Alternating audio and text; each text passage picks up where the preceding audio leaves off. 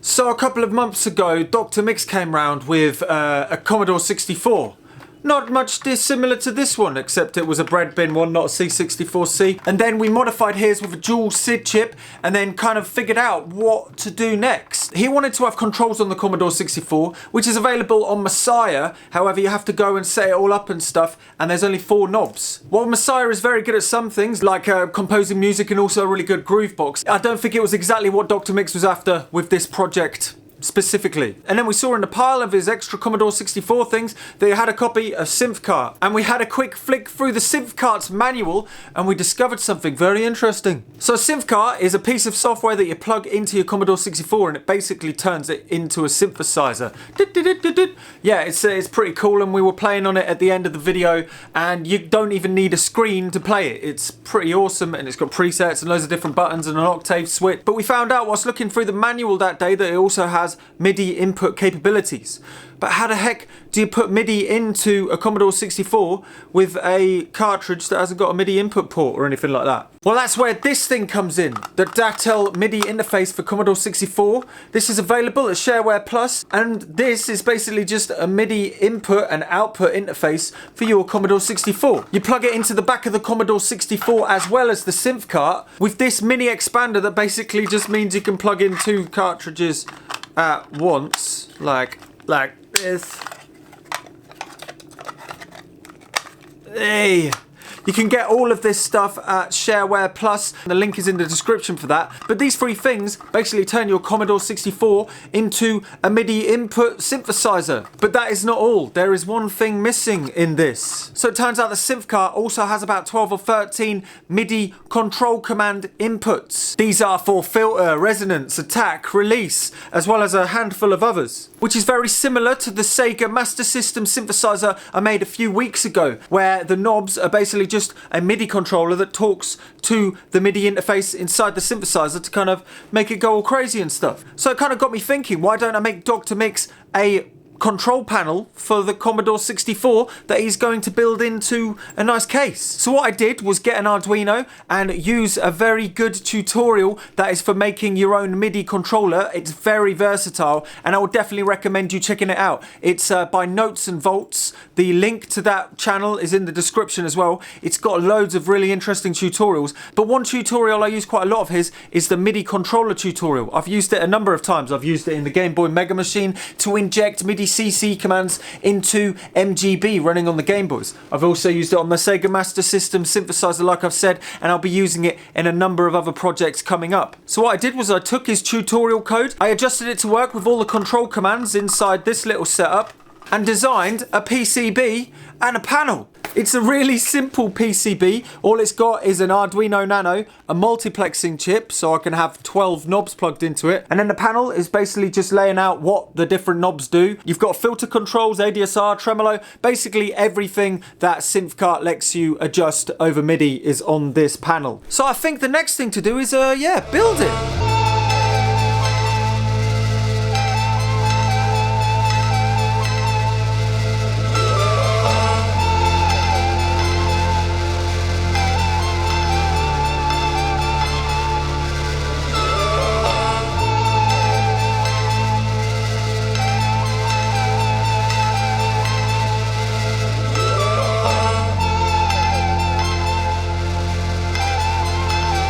And there it is, looking nice and clean and fancy and lovely. It's even got our names on the back. So I've designed this to be pretty much the same width as the Commodore 64. So when Dr. Mix builds it into the case with the Commodore 64, it'll look nice and dandy on top of it, like a Moog or something. Look, it'll look cool. But anyway, without further ado, let's just plonk this on top of the Commodore 64 and give it a go.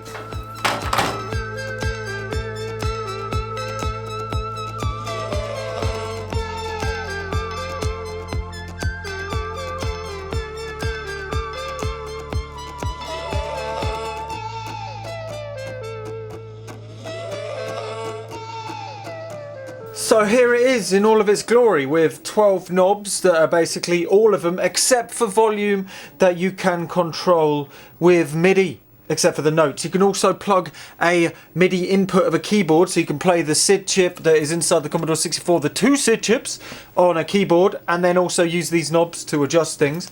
But right now we're just gonna have a go. It's got the filter, but the filter of the SID chip does not completely close, so you get sort of an idea of a filter, but not a massive amount. So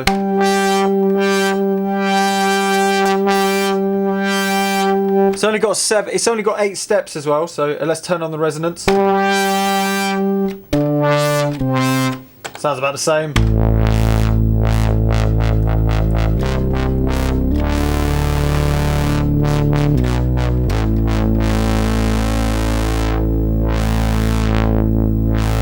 So it's got attack and release. So attack, like on max.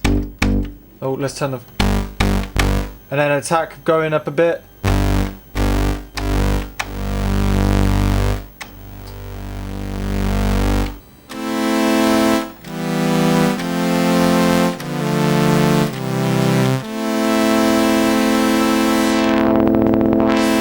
We've got release as well.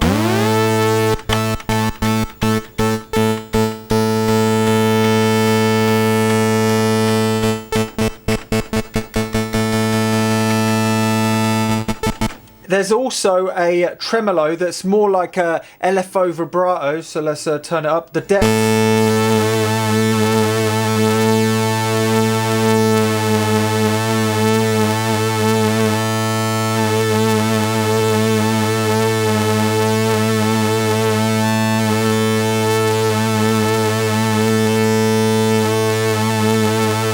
So to start with, you've got the pulse width that changes the pulse width on all of the waveforms that are assigned to a square wave. So let's do it.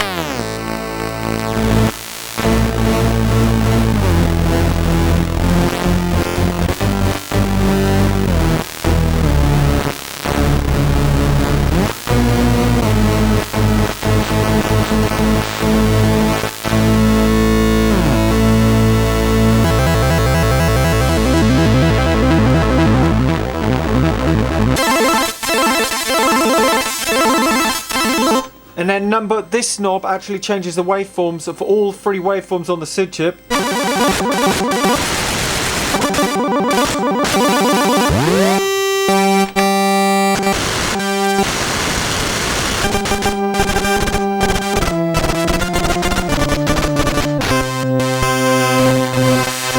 But you can also change voice 2 and 3 completely separately, so you can add some noise at the back with channel 3.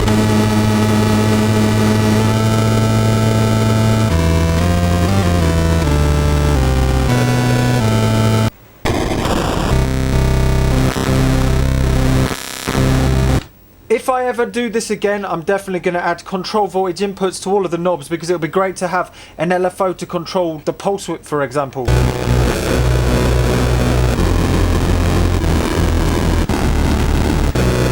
And then you've got this modulation knob that kind of flicks through a few different modulation parameters. You can actually see on the screen when I'm twisting it around, the modulation changes.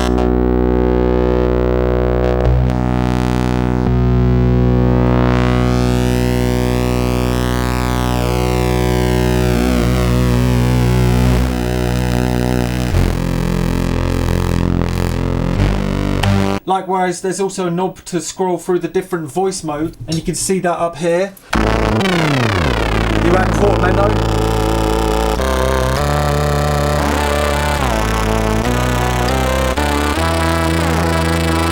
And then an arpeggiator mode.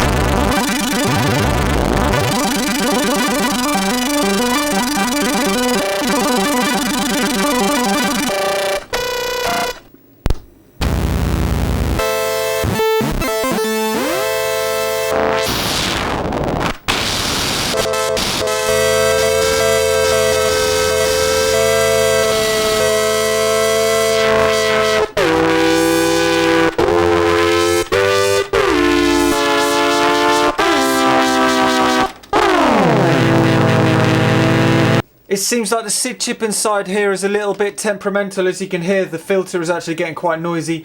I am not enough of a specialist about Commodore 64s to know what the problem is, but you get the idea, it's pretty snazzy. So what I'm going to do now is I'm going to post this over to Dr. Mix, because I'm going on tour tomorrow.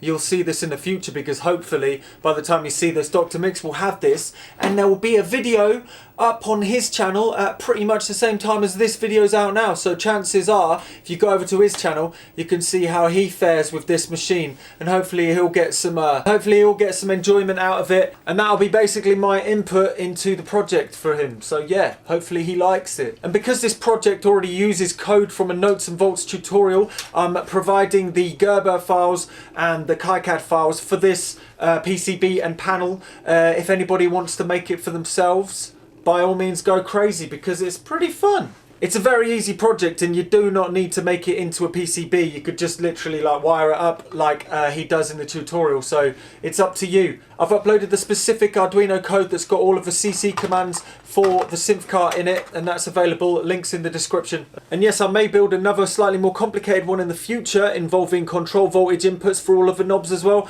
but who knows, let's see how Dr. Mix gets on with this one first. All of the audio that I recorded for this little jam and stuff is available on my Patreon to download and kind of make as loops and stuff and whatever you want. It's in a WAV file, and I've actually been talking about this project for about 2.5 weeks over on the Patreon as well in vlogs. So if you want to see more information on like upcoming projects and things that you probably won't see on YouTube for a few weeks afterwards, then definitely go and check out the Patreon, because needless to say, that supports things like this. So thank you very much to the Patreon supporters, and go over to Dr. Mix's channel if you haven't already and check out his video on this. And yeah, I've been Look Mum No Computer. Don't forget to subscribe, and don't be scared to try it. Woo!